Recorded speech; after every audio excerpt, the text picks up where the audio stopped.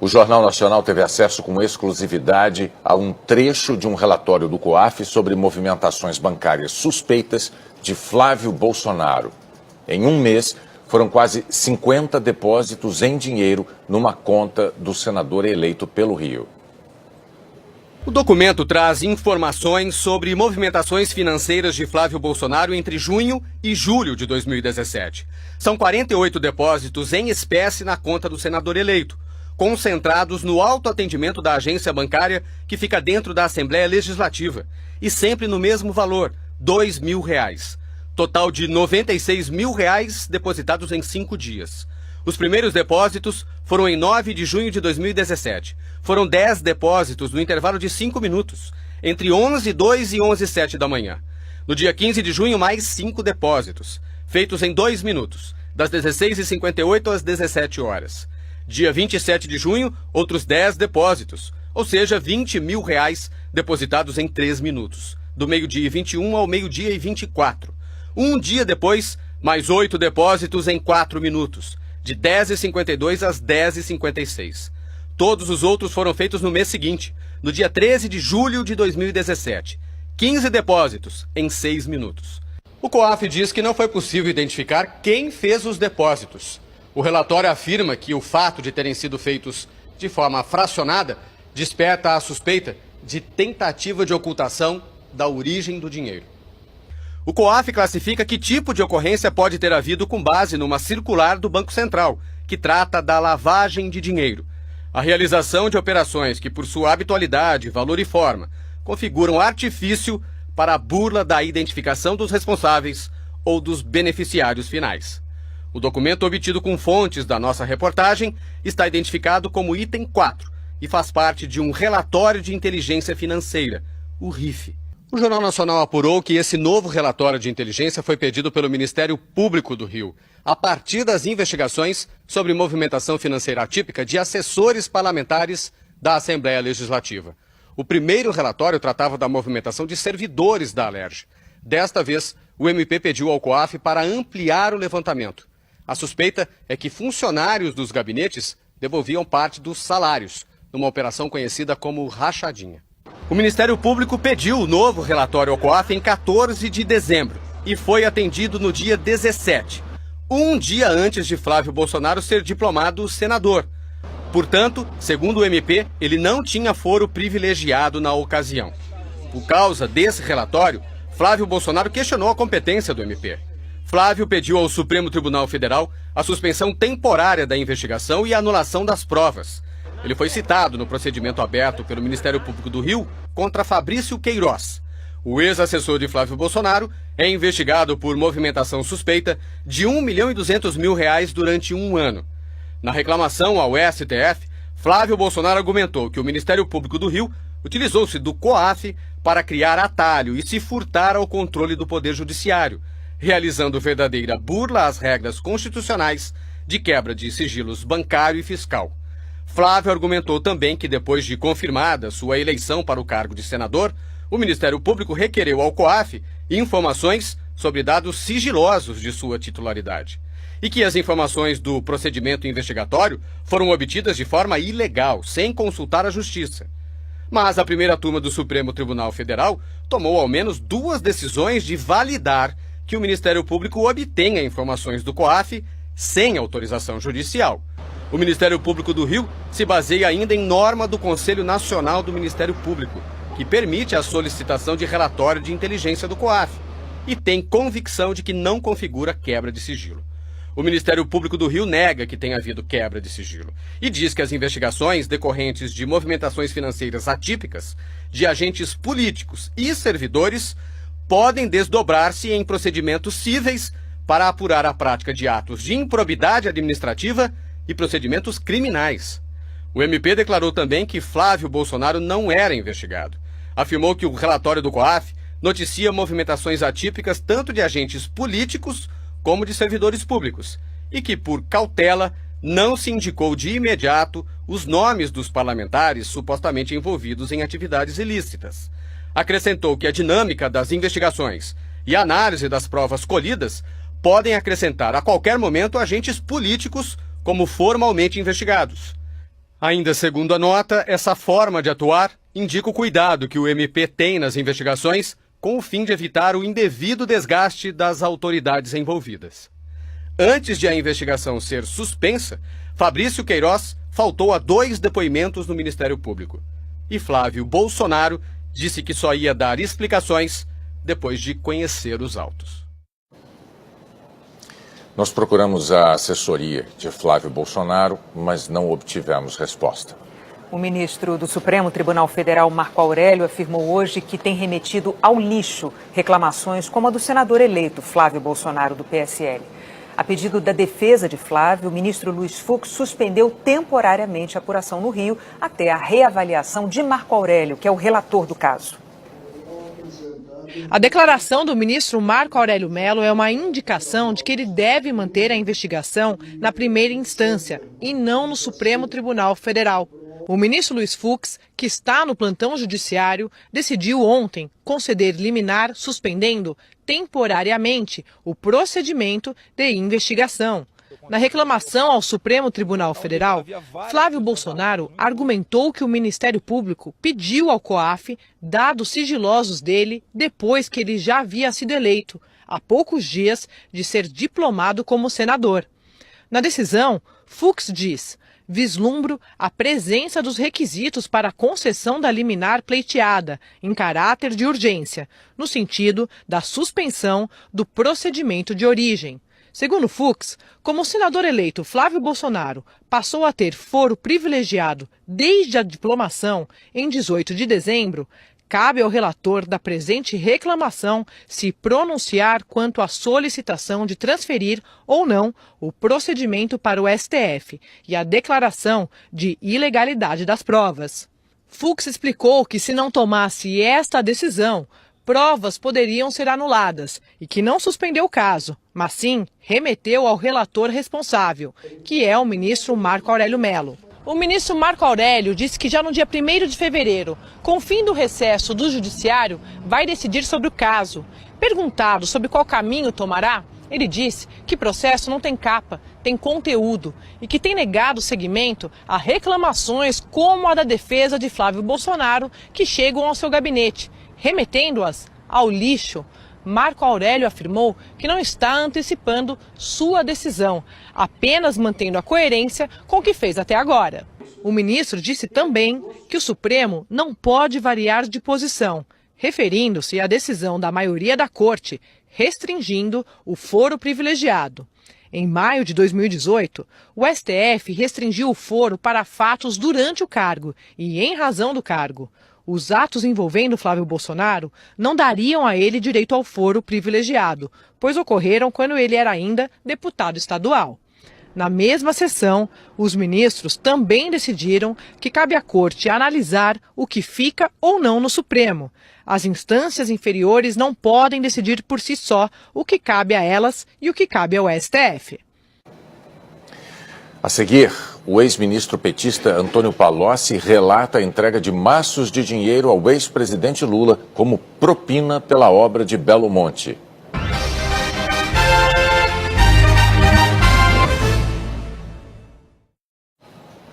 Os procuradores da Lava Jato pediram a condenação do ex-deputado Eduardo Cunha, do MDB, no processo que investiga o pagamento de propina em navios-sonda da Petrobras. O Ministério Público afirmou que provou que Cunha usou a influência que tinha como presidente da Câmara para receber 5 milhões de reais em propina, com o único intuito de enriquecer ilicitamente às custas de seu mandato parlamentar. Os procuradores disseram que a propina foi paga pelo operador Júlio Camargo, delator da Lava Jato. Os investigadores sustentaram ainda que, como o dinheiro demorou a sair, Cunha pediu em 2011 para que a então deputada Solange Almeida, do MDB do Rio, entrasse com 2 requerimentos na Câmara pedindo informações sobre os contratos. A intenção, de acordo com os procuradores, era pressionar Júlio Camargo a pagar a propina. O MP quer que a ex-deputada seja condenada pelo crime de corrupção passiva. O Ministério Público pediu também que Eduardo Cunha seja condenado por corrupção passiva e lavagem de dinheiro e devolva os 5 milhões de reais que teria recebido em propina. Agora, as defesas dos réus também vão apresentar as alegações finais. Depois, a Justiça poderá dar a sentença, o que não tem um prazo para acontecer.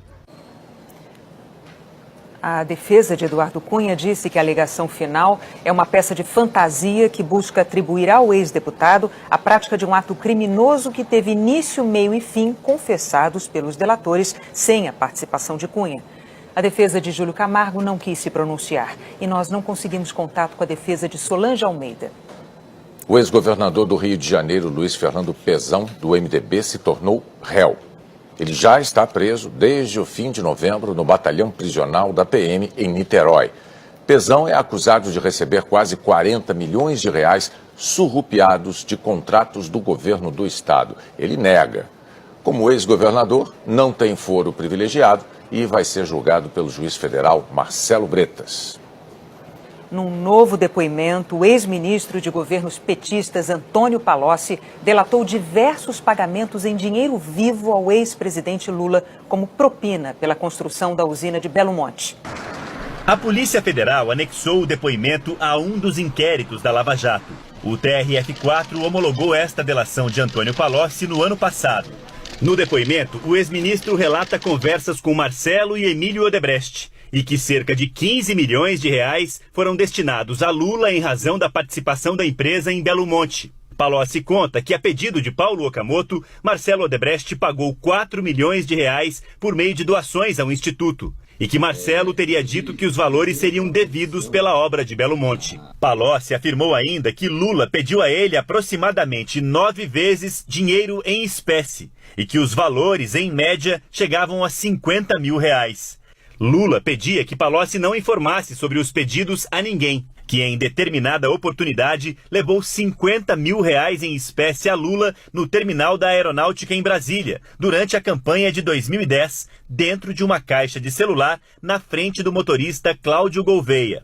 Palocci disse ainda que em São Paulo recorda-se de outro episódio em que levou dinheiro vivo a Lula dentro de uma caixa de uísque até o aeroporto de Congonhas e que recebeu constantes chamadas telefônicas do ex-presidente cobrando a entrega, testemunhadas pelo motorista Carlos Pocente. Os dois motoristas prestaram depoimento à PF e confirmaram fatos narrados pelo ex-ministro. Em um depoimento complementar, Palocci disse que durante o crescimento da Operação Lava Jato, Dilma deu corda para o aprofundamento das investigações, uma vez que isso sufocaria e implicaria Lula. Palocci cita uma suposta ruptura entre Lula e Dilma. Segundo Palocci, Lula era um ex-presidente dominante, que queria controlar o governo de sua indicada e preparar sua volta à presidência, sendo que isso exigia um controle do financiamento lícito e ilícito do Instituto Lula e do PT, ao passo que a presidente Dilma lutava pela renovação do seu próprio mandato. Palocci contou ainda que certa vez Dilma disse que se pode fazer o diabo quando é a hora da eleição. Palocci disse que conversou com Lula sobre o triplex em Guarujá durante a Lava Jato e perguntou ao ex-presidente: por que você não pega o dinheiro de uma palestra e paga o seu triplex? E Lula respondeu: um apartamento na praia não cabe em minha biografia. O ex-ministro também detalhou as negociações de pagamento de propina com o delator Otávio Azevedo, da Andrade Gutierrez, que acabou participando da construção de Belo Monte. De acordo com o Palocci, o dinheiro foi dividido entre o MDB e o PT. A defesa de Lula afirmou que Antônio Palocci produziu mais uma narrativa mentirosa e mirabolante contra o ex-presidente, em troca do que chamou de benefícios negociados clandestinamente com agentes do Estado para produzir resultados políticos contra Lula. Também declarou que é manifestamente ilegal o vazamento desse depoimento prestado à Polícia Federal. Segundo a defesa, essa situação deve merecer pronta iniciativa do diretor-geral do órgão e do ministro da Justiça e Segurança Pública para a investigação e punição dos envolvidos. A defesa declarou ainda que Lula não recebeu qualquer valor de Palocci e que o ex-presidente não é o proprietário do triplex do Guarujá. A defesa de Antônio Palocci e dos motoristas Cláudio Gouveia e Carlos Alberto Possente afirmou que eles vão continuar colaborando com a justiça e que os motoristas são só testemunhas do caso. A defesa de Otávio Azevedo afirmou que não teve acesso ao depoimento, que o cliente já prestou todos os esclarecimentos necessários e que o inquérito sobre Belo Monte comprova a veracidade das alegações. A Andrade Gutierrez afirmou que apoia toda a iniciativa de combate à corrupção, que busca esclarecer fatos ocorridos no passado e que segue colaborando com as investigações em curso dentro do acordo de leniência firmado com o Ministério Público Federal.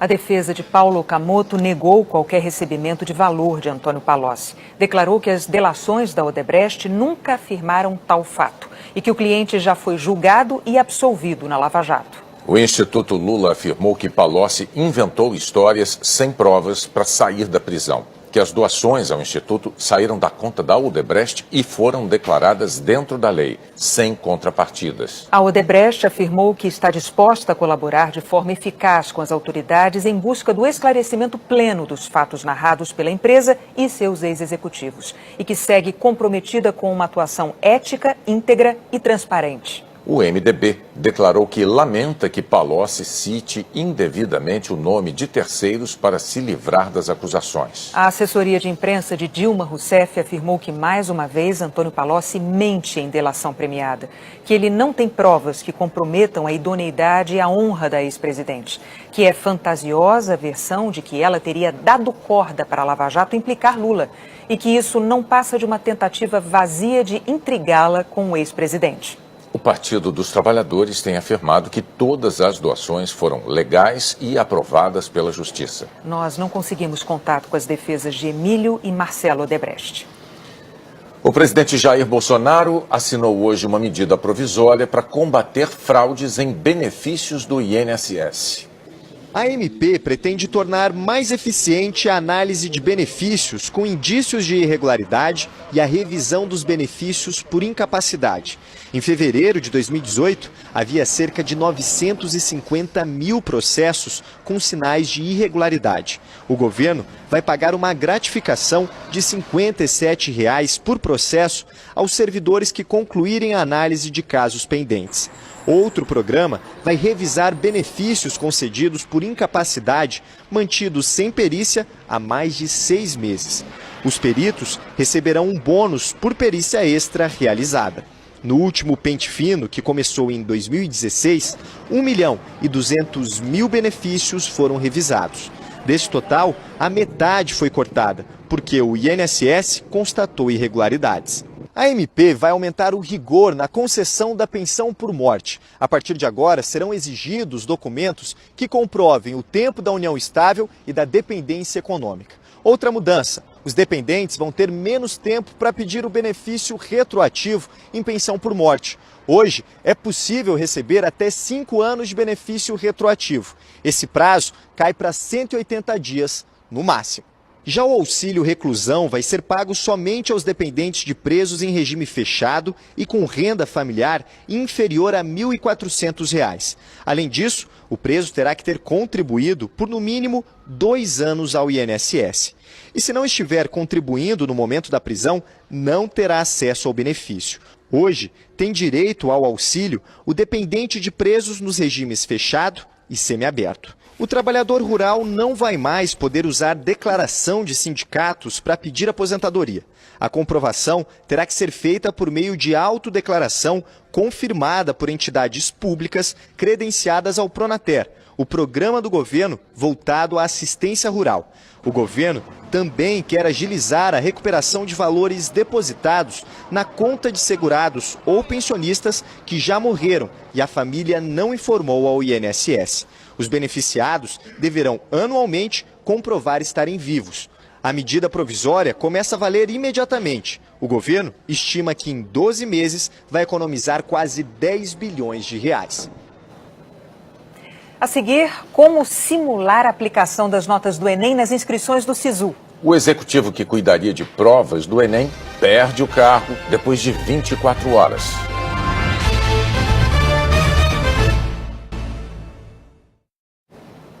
O governo voltou atrás na escolha do executivo que seria responsável pelo Enem. um dia depois de ele ter sido nomeado para o cargo. Murilo Rezende Ferreira havia sido indicado diretor de avaliação da educação básica do INEP. Ficariam sob responsabilidade dele a elaboração das provas do Enem e a aplicação do exame. Ele teria grande influência sobre o conteúdo das provas e sobre a organização da logística. Murilo Rezende é um conhecido defensor dos princípios da escola sem partido. Em uma audiência pública em 2016, ele já havia criticado professores, chamando-os de manipuladores. No dia 5 de janeiro, quando Murilo Rezende foi anunciado para o cargo, o presidente Jair Bolsonaro afirmou que a escolha dele deixava claro o enfoque na medição da formação acadêmica e não somente o quanto ele foi doutrinado em salas de aula. Mas hoje o Ministério da Educação anunciou que Murilo não é mais o diretor de avaliação da educação básica do INEP. Ele foi para uma função de menor importância e com R$3 mil a menos no contra-cheque. O MEC informou que Murilo Rezende foi nomeado para outro cargo, o de assessor do Ministério, e que atuará em grupo especial de trabalho no âmbito do INEP, que, entre determinadas atribuições, ajudará no acompanhamento, análise e direcionamento do Enem.